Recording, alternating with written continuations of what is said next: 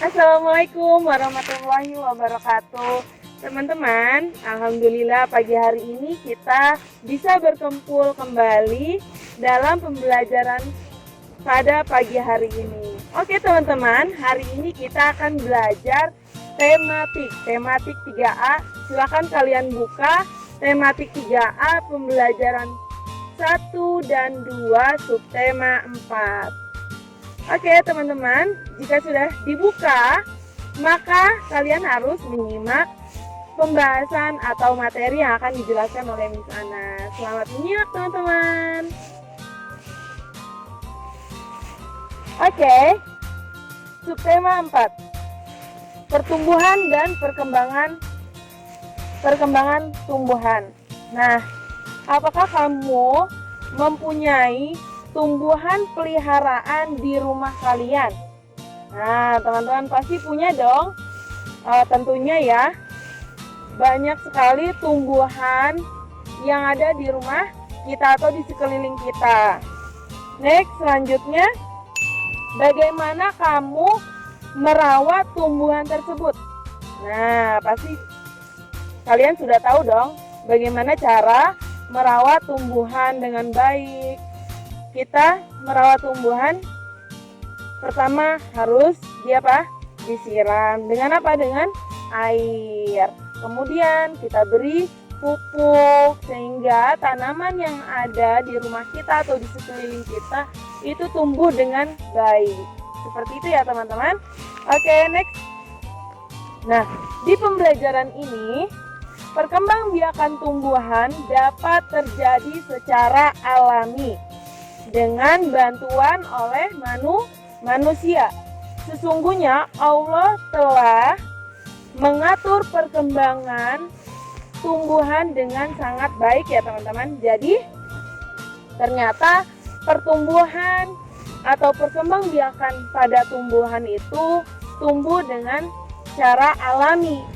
Nah, kemudian sesungguhnya Allah telah sangat mengatur dengan baik teman-teman. Nah, perkembangan tumbuhan sangat diatur dengan baik karena perkembangbiakan tumbuhan penting untuk manusia dan hewan. Jadi ternyata tumbuhan itu sangat penting untuk manusia dan hewan. Kemudian mari kita pelajari perkembangbiakan pertumbuhan, cara merawat tumbuhan teman-teman. Oke, next. Nah, di sini ayo kita mengamati pada gambar yang ada di sebelah Miss Anas. Nah, perkembangbiakan alami tumbuhan tumbuh berkembang dengan baik. Dengan cara apa? Caranya berbeda-beda. Ada tumbuhan yang tumbuh dari tunas dan ada juga tumbuhan yang tumbuh dari biji. Ternyata tumbuhan itu tumbuh dengan cara yang berbeda-beda. Jadi yang pertama, tumbuhan bisa tumbuh dengan cara apa? Dengan tunasnya. Kemudian tumbuhan juga bisa tumbuh dengan cara atau dengan bijinya. Nah, kita tanam dengan bijinya boleh, kita tanam dengan tunasnya boleh. Nah, seperti contoh di sini ada buah apel, maka yang kita ambil dari buah apel itu adalah bijinya. Kemudian dari biji mulai menjadi kecambah. Nah, dari biji itu kita tanam, terus kemudian menjadi kecambah, kemudian menjadi tanaman muda, kemudian pohon kecil, kemudian menjadi pohon yang dewasa. Nah, ini sudah ada perputarannya dalam pertumbuhan atau perkembangbiakan pada tumbuhan. Seperti itu ya teman-teman. Sampai di sini sudah paham? Insya Allah. Next, selanjutnya. Nah, contoh tumbuhan yang berkembang biak dengan tunas adalah pohon bambu. Jadi contoh pohon yang dapat berkembang biak dengan menggunakan tunas yaitu pohon bambu. Nah, ini sudah ada contohnya. pohon bambu, yang diambil adalah tunasnya. Tumbuhan tersebut tumbuh dari tunas yang ditanam. Tumbuhan muda dari yang baru tumbuh dari bagian tubuh dewasa. Jadi kan biasanya pohon itu akan tumbuh menjadi pohon dewasa. Nah, pohon dewasa ini akan memunculkan tunas-tunas muda, dan itulah yang akan dijadikan untuk berkembang biaknya pada tumbuhan. Seperti itu ya teman-teman. Jadi yang dipakai adalah tunas dari pohon dewasa itu. Jadi pohon mudanya yang digunakan menjadi bibitnya. Seperti itu teman-teman. Sampai di sini sudah paham? Insya Allah. Next, selanjutnya. Nah, selanjutnya contoh tumbuhan yang menggunakan perkembangbiakannya dengan menggunakan biji seperti contohnya pohon mangga, itu bijinya dapat digunakan untuk perkembangbiakan tumbuhan. Kemudian pohon semangka, bijinya juga bisa. Kemudian pohon jeruk, pohon jambu. Nah, tumbuhan tersebut tumbuh dari biji yang ditanam. Jadi yang ditanam itu adalah bijinya. Itu bisa memperkembangbiakan tumbuh-tumbuhan yang ada. Seperti itu. Sampai di sini sudah paham? Insya Allah. Next, selanjutnya. Nah di sini Miss Anas akan menjelaskan tentang cara kita berkarya. Jadi ternyata dengan tumbuhan pun kita bisa menciptakan sebuah karya, yaitu di sini sebut saja mozaik.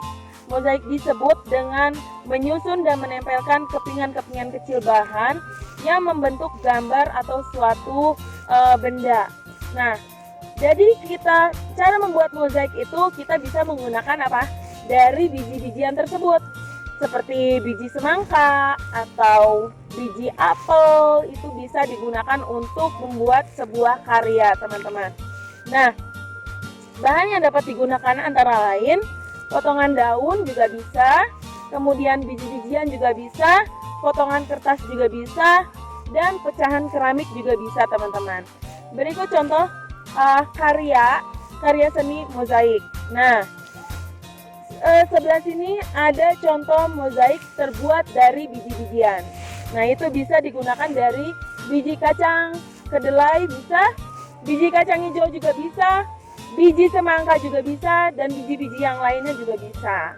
Terserah teman-teman, perkiraan teman-teman bagusnya seperti apa. Terus yang kedua, kalian bisa menggunakan kepingan atau potongan kertas. Itu bisa kalian gunakan menjadi sebuah karya, teman-teman, yaitu mozaik dari potongan kertas. Nah, seperti contoh yang ada di sebelah sini. Nah, teman-teman, yang terakhir adalah mozaik terbuat dari potongan keramik. Kalian bisa menggunakan potongan keramik yang sudah tidak terpakai, bisa dijadikan sebuah hasil karya. Sampai di sini sudah paham? Insya Allah. Nanti kita akan mencoba mempraktekkan. Kita akan membuat sebuah hasil karya dari biji-bijian atau kertas ya, teman-teman. Oke, next selanjutnya. Oke, teman-teman. Sekarang kita lanjut ya ke pembelajaran 2. Nah, di sini Miss Anas akan menjelaskan pertumbuhan pohon pepaya. Pertumbuhan pohon pepaya dimulai dari biji pepaya. Kemudian berubah menjadi kecambah. Terus kemudian menjadi pohon pepaya muda, kemudian menjadi pohon pepaya dewasa. Dan jika sudah menjadi pohon pepaya dewasa, maka dia akan ada buah-buah pepaya yang akan bermunculan. Seperti itu, teman-teman. Sampai di sini sudah paham? Insya Allah. Oke, next. Nah, pohon pepaya yang ditanam akan mulai berproses hingga menjadi pohon pepaya dewasa. Yang pertama, biji pepaya akan berkembang menjadi kecambah. Dari biji pepaya akan tumbuh akar dan tunas daun kecil. Jadi, pertumbuhan pohon pepaya dimulai dari biji pepaya. Kemudian dari biji pepaya akan berproses menjadi pohon dewasa. Pohon pepaya dewasa. Pertama, biji pepaya akan berkembang menjadi apa? Kecambah. Jadi dari biji pepaya kemudian menjadi kecambah. Kemudian dari kecambah, biji pepaya akan tumbuh akar dan tunas daun kecil. Seperti itu teman-teman. Atau bisa juga disebut pohon muda. Seperti itu. Sebelum menjadi pohon dewasa, maka dia akan menjadi pohon muda terlebih dahulu. Sampai di sini sudah paham? Insya Allah. Nah, selanjutnya kecambah akan tumbuh menjadi pepaya muda dan daun akan tumbuh semakin besar. Jadi kecambah akan tumbuh menjadi pohon pepaya muda, kemudian daun akan tumbuh semakin besar. Akar dan batang juga akan tumbuh dari kecambah tersebut. Nah, jika terus dirawat dengan baik, maka pohon pepaya akan tumbuh dan menghasilkan buah. Seperti itu teman-teman. Tahap prosesnya. Jadi dari kecambah bisa memunculkan tunas-tunas muda. Kemudian barulah menjadi pohon dewasa, kemudian daun-daunnya menjadi bermekaran, daun-daunnya menjadi besar-besar, kemudian muncullah buah pepaya seperti itu. Next, selanjutnya, nah di sini ada bisa kalian nanti tugas saya buat di rumah. Ceritakan kembali proses perkembangan pohon pepaya dari biji hingga pohon pepaya. Kemudian ceritakan menggunakan bahasamu sendiri, tuliskan ceritamu ke dalam diagram di bukumu. Jadi kalian bisa membuat sebuah cerita bagaimana awal atau proses awal dari tumbuhnya pohon pepaya. Seperti itu ya teman-teman. Silakan kalian praktekkan di rumah. Kalian masing-masing kerjakan, bisa kalian kerjakan di buku tulis kalian masing-masing. Next, selanjutnya. Nah, contoh bentuk kerjasama saat bermain adalah sebagai berikut. Di sini ada sebuah gambar, ada anak kecil bermain sepak bola dan ada juga yang sedang bermain tarik tambang. Kerjasama dapat menumbuhkan kebersamaan. Jadi kita diajarkan untuk saling bekerja sama satu sama lain. Terus kemudian harus menanamkan atau menumbuhkan di dalam diri kita tentang kebersamaan. Kemudian selain itu suasana akan menjadi rukun dan nyaman. Nah, jika kalian sudah memiliki rasa kebersamaan, saling menolong, saling membantu, maka suasana akan menjadi rukun dan nyaman. Sikap bersatu dalam permainan kelompok dapat dilakukan dengan cara tidak saling menyalahkan ketika mengalami kekalahan. Jadi kalau kalian sedang berlomba atau dalam perlombaan kemudian kalian kalah, nah itu harus kalian syukuri saja. Tidak boleh menyalahkan orang lain karena kekalahannya. Tidak boleh seperti itu. Maka di sini Miss Anas mengajak kalian untuk saling tolong menolong, bekerja sama satu sama lain. Sampai di sini sudah paham? Insya Allah. Oke teman-teman. Jadi kalian harus ingat ya bahwa kita harus hidup saling tolong menolong.